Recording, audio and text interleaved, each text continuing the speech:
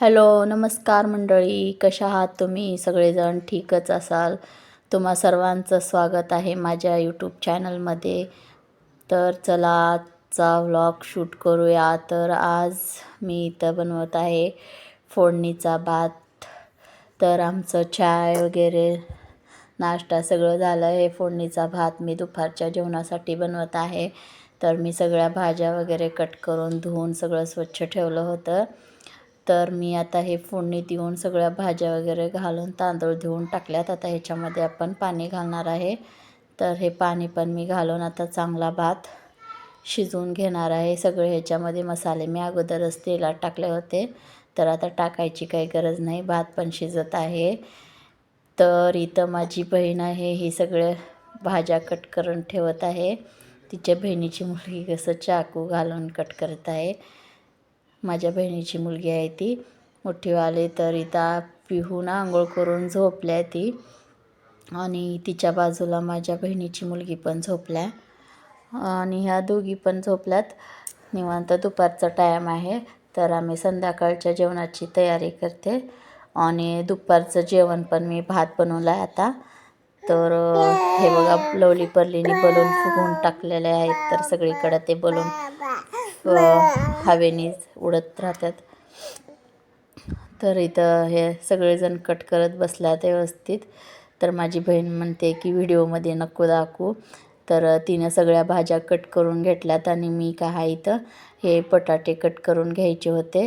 तर बटाटे सगळे मी छिलून काय घेतल्यात. तर आता हे पूर्ण छोटे छोटे पीसेसमध्ये कट करणार आहे, कारण की लवकर शिजतील म्हणून, आणि वेगळे सेपरेट शिजवायचे नाहीत. तर त्या भाज्यातच घालून शिजवणार आहे.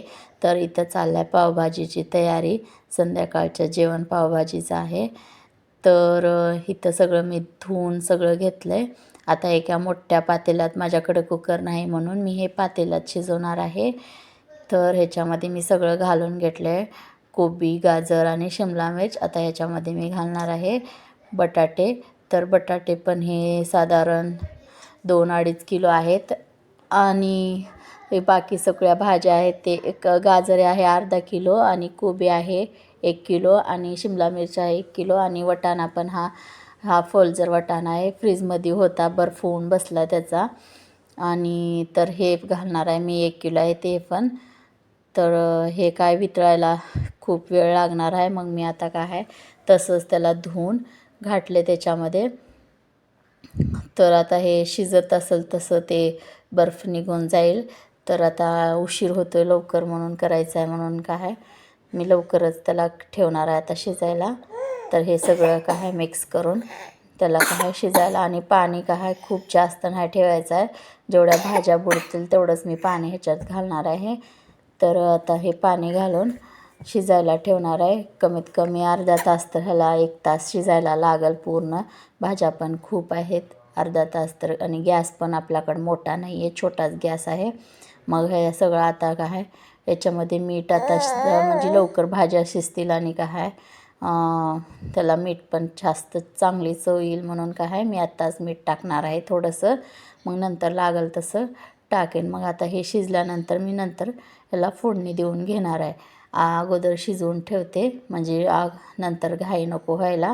आणि इकडे भात पण शिजला आहे. आता आम्ही जेवण करू, म्हणजे आम्ही जेवेपर्यंत नाही काय चांगलं शिजल, आणि मग म्हणून त्यासाठी लवकरच थोडं करणार आहे, घाई होत नाही. तर ह्याला झाकण होतं. तर आता जेवण आमचं झालं आहे. तर मी हे बलून फुगून ठेवल्यात. तर आता मी पावभाजीला पण तडका देणार आहे. तर इथं पिहूला ना आता आंघोळ घालायची आहे. सकाळी पण तिला आंघोळ घातलं होतं तिनं, नाहीतर दुपारी झोपणार नाही म्हणून सकाळी पण आंघोळ घातली, मग ती झोपली. मग इथं मी सगळं आता काय आता बड्डेचं तयार करायचं आहे म्हणून परत एकदा आंघोळ घालणार आहे. तर इथं मी काय हे तेल गरम करून घेतलं आहे, आणि हे थोडंसं बेसन पीठ आणि काय त्याच्यामध्ये तेल घालून त्याला काय अंगाला लावून तिला मस्तपैकी आंघोळ घालणार आहे. आणि तिला किती छान वाटते की मी आंघोळ घालते, तेल लावते. तर बसल्या मस्त, झोप पण झाल्या तिची दुपारची चांगली. तर काय खेळत बसल्या आता. तर बघते इकडं तिकडं चांगली खेळते आणि टाळूवर काय तेल घालून देत नाही आहे. तर असंच मी थोडंसं लावून तिला घासते, नाहीतर टाळूच माकून आहे देत ती. आणि मग काय आता आंघोळ घालणार आहे. आंघोळीचं पण पाणी तयार झालं आहे, गरम वगैरे करून काढलं सगळं. तर मी आता तिला काय आंघोळ घालून घेणार आहे. हे बघा इथं. तर हे माझ्या बहिणीने ना पाण्यामध्ये पाकळ्या घालून ठेवल्यात त्याच्यामध्ये. तर तिला ते पाकळ्याच घेऊन तोंडात घालायच्या आहेत.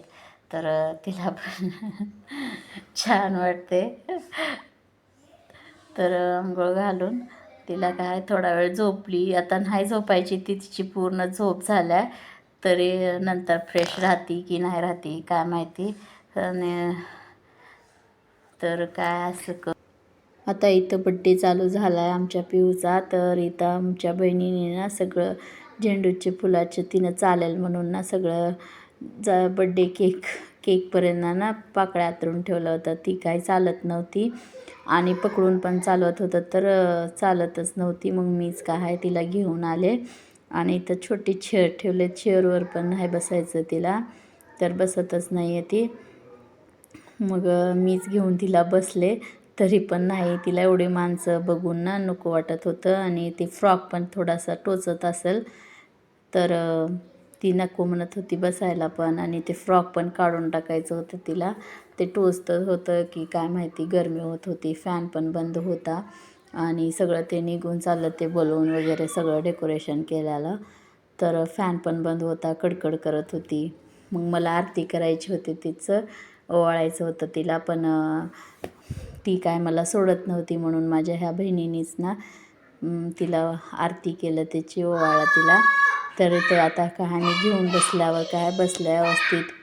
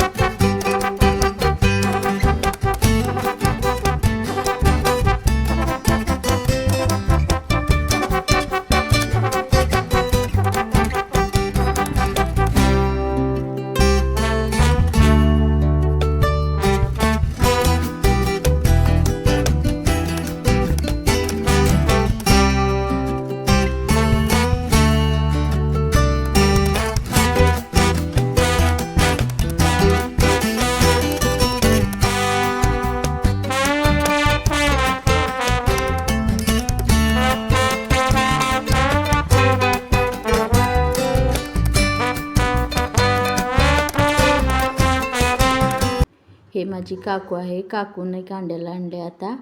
तर आता आम्ही ना केक कट करणार आहे. तर इथं कॅन्डल लावलं, 1 नंबरचं कॅन्डल आहे ते. तर आता केक कट करून पिऊ ना ते कॅन्डल घ्यायला चाललं होती. तर तिला ते चमकत होतं तर छान वाटत होतं, तर तिलाच पकडायचं होतं कॅन्डल फुकून. मग ती काय कट करत नव्हती केक. मग मीच तिचा हात पकडून केक कट केला आणि मग मला केक खाऊ घालायचा होता. तर ना ते तोंड ना इकडे केल्यावर तिच्या तोंडालाच पूर्ण केक लागला. तर कसं वाटलं पिऊचा बड्डे. आणि ना